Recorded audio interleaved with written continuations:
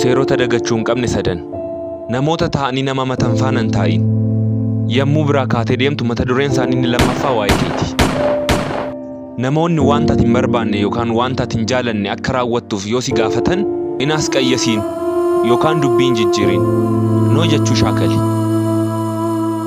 Nama tokkotti osoo gargar hin kutiin yeroo lama caalan bilbiliin.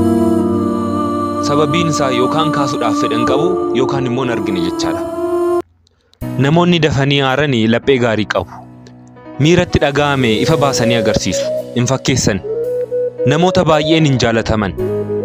Baay'een nama kan jaalatu nama fakkeessudha. Sitti iyyanii, sitti aaranii, sitti lolanii yeroo dhuma sana dagatu. Habadan namoota isaan amanan amantii isaanii nyaatan. Jibbiinsa hammeenya wanta summii ta'e habadan keessa isaanii hin jiru. Lapheen isaanii qulqulluudha. Yeroo baay'ee lapheen isaanii kan cabu yookaan kan miidhaman namoota akkanaati. Namoonni isaan miidhanii laphee isaanii yoo cabsan iyyuu nama amanuu isaanii yoomumayyuu hin dhaaban. Namoonni baay'een dadhabina isaanii kana arganiitti itti fayyadamu. Tooftaalee saayikooloojii yookaan saayikooloojii trick part 1 nama tokko gaaffii gaafachuu barbaaddanii deebii sirrii ta'e akka isiniif deebisu yoo barbaaddan gaaffii keessan akka nama dogongoreetti yoo gaafattan namni sun deebii sirrii fi waa'ee gaaffii sanaa bal'inaan isiniif ibsa. Fakkeenyaaf nama tokko mucaan magaalli sun maal keeti jennee amma gaafannu akkas jechuun yoo gaafanne gaariidha. Mucaan magaalli sun jaalallee keeti miti jennee yoo gaafanne gaariidha. Sababiin isaa namoonni uumamaan deebii sirrii ta'e nuuf deebisuurra nama dogongore sirreessuuf baay'ee waan isaan salphatuuf.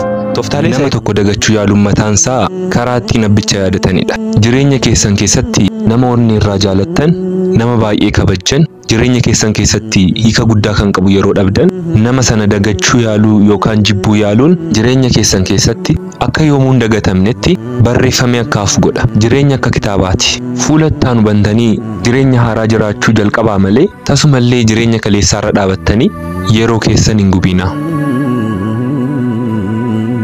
Dhugaawwan xiinsammuu yookaan saayikooloojii faakt. Qubeellaa yookaan promise ring kan jennu yeroo baay'ee quba isa kanatti kaawwama. Maaliif isinitti fakkaata? Saayikooloojiin akka jedhutti hidda dhiigaa laphee keenya faana wal qabatu vein of love kan jedhamu wajjiniin wal qabatee waan jiruufi jedha. Isin maal jettu? Shamarreen tokko akkas jaalatte wantoota ittiin bartu mallattoowwan sadan. Tokkoffaa gaaffii si gaafachuu baay'isti. Waa'ee kee, waa'ee jireenya kee, waa'ee maatii keetii si gaafachuu jalqabdi. Lammaffaa mistira ishii yookaan iccitii ishii wanta jedhamu hunduma isaa sitti himtee oo maalan ta'e maaliif garuu iccitii koo kana hundumaa kana sitti himu jettee deebitee ofishee gaafatti. Sadaffaa wanta bu'aa hin qabne yookaan immoo wanta bu'aa qabu sababuma barbaaddeet yoo sii bilbilte yookaan miiseejii yookaan ergaa gabaabaa yoo siif ergite obboleessa kootti tolteetta jechaadha. Viidiyoowwan laphee gaarii qaban yookaan xuruu lubbi kan jennu baay'een isaanii kophaa isaanii jiraatu. Kophaa kan ta'an immoo nama dhabanii miti. Gara jireenya isaanii namoonni dhufan hundumti isaanii miidhaniitu deemu.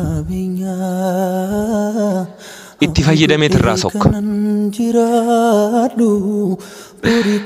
Wanti nama ajaa'ibu immoo namoonni irra deddeebi'anii yoo miidhan iyyuu isaanis deebi'anii nama manuu isaanii dhiisan. Wanta hundumaa kophaa isaanii mo'achuu yaalu. Kanaafuu baay'ee jaboodha isaan. Osuma wanti barbaade gara jireenya isaanii dhufee akka salphaatti laphee isaanii cabsuu hin dandeessu.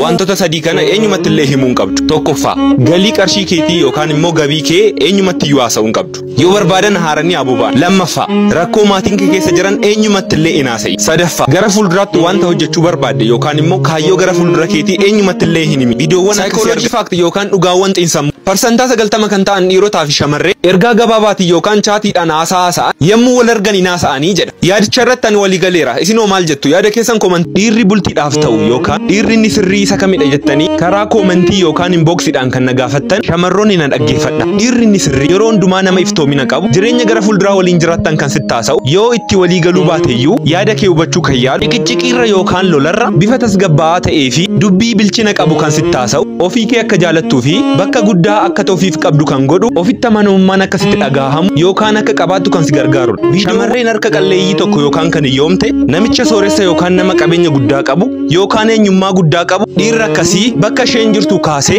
yookaan rakkina isheen keessa jirtu baasee bakka guddaatti ol baasuu yookaan jireenya gaarii jiraachisuu danda'a. Garuu dhiira harka qalleeyyii ta'e yookaan namicha hiyyoomee gara seenu dhabe shamarroonni qarshii qaban yookaan qabeenyaa qabu jedhaman dargaggeessa akkasii osoo isaan daandii irra deeman irra deemuudhaa baatee itti tolu yookaan bakka isaan ta'anitoo jiraachuudhaa baatee gammadu.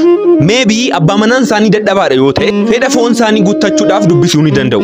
Kanarraan kan hafe garuu nama akkasiif kabaja hin kennan. Kanaafuu obboleessa koo dhaggeeffadhu. Namnumti iddoo ati itti kuftee ol si kaasu hin jiru. Obboleessa koo namni si jijjiiruuf gara jireenya kee dhufu hin jiru. Ishee garuu kan ishee ol kaasu namichi tokko jira yookaan abbaan ta'e jira.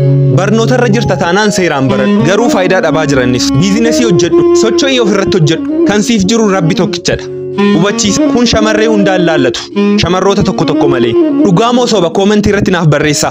Jaalala dhugaa keessa jirtu taanaan amma kana isinitti himu saayikooloojii faaktii kana yookaan immoo dhugaawwan xiinsammuu kana akka naaf dhugoomsatan nan barbaada. Hiriyoota koo saayikooloojiin akka jedhutti jaalalleen keessan yemmuu bilbilu yookaan yemmuu bilbiltu osoo hin beekin fuulli keessanii ni fa'a yookaan immoo miira gammachuu isinitti dhaga'amaa jedha saayikooloojiin. Isin maal jettu? Yaada keessan koomentii irratti naaf barreessaa. Wantoota sadan kana sa'aatii ammaa kaastanii dhaabuu qabdu. Viidiyoon kun eegas hin qaqqabee jechaadha. Inni sadaffaa baay'ee wanta barbaachisaa ta'edha. Na dhaggeeffadha. Tokkoffaa ofii keessan nama biraa wajjin wal dorgomsiisuu dhaabuu qabdu. Sababni isaa nagaa sammuu keetii hata waan ta'eef. Lammaffaa kaleessarra dhaabattee jiraachuu kee dhaabi. Yeroo hundumaa xiyyeeffannaan kee wanta har'a ta'u irra ta'uu qaba.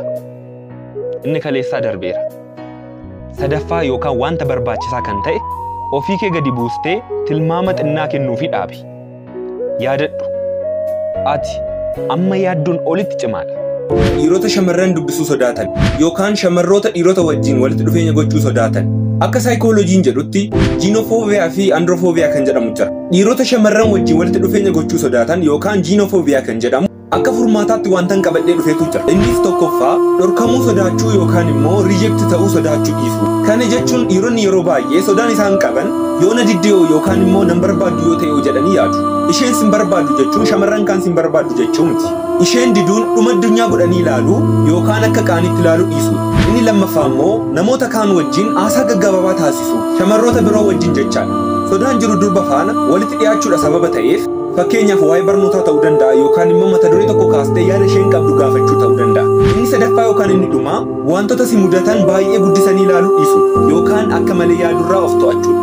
Yoon beellamee argee maala naasa'aa yookaan immoo kanatti ta'a sanatti ta'a jedhanii dhiphachuu dhiisu. Follow like gochuun keessan anaaf humna ta'a. Kanaafuu maaltu si dhiphisaa jira? Maalidha nagaa kee kan fudhate? Maalidha akka tirafteen boqonne kan si godhe? Obboleessa koo maaltu si dhiphisee si rakkisaa jira? Qarshii dhabuudha. Qarshiin bargaaf argatte borammas yaaddoon kee qarshii biraa yookaan galii biraa argachuuf kuftee kaata. Ittiin quuftuum. Obboleettii koo nama dhabuu si dhiphise. Namni mee hormadha. Har'a siif jira jedheetu borsi dhiisee sokka. Har'a abdii sii kenneetu boriddoo jedhetti hin argamu. Har'a si cinaa yoo dhaabate bor sababa tokko malee si dhiisee deema. Har'a yoo si galateeffate borummoo si salphisa. Namni dhaabbataa miti. Maaliif dhiphattu jedhee sin hin gaafadhu. Garuu waan tokko sinitti himuun barbaada. Na dhaggeeffadha. Wanti hundumtuu yeroo dhumaafi. Wanta baduu fi dhabamudha.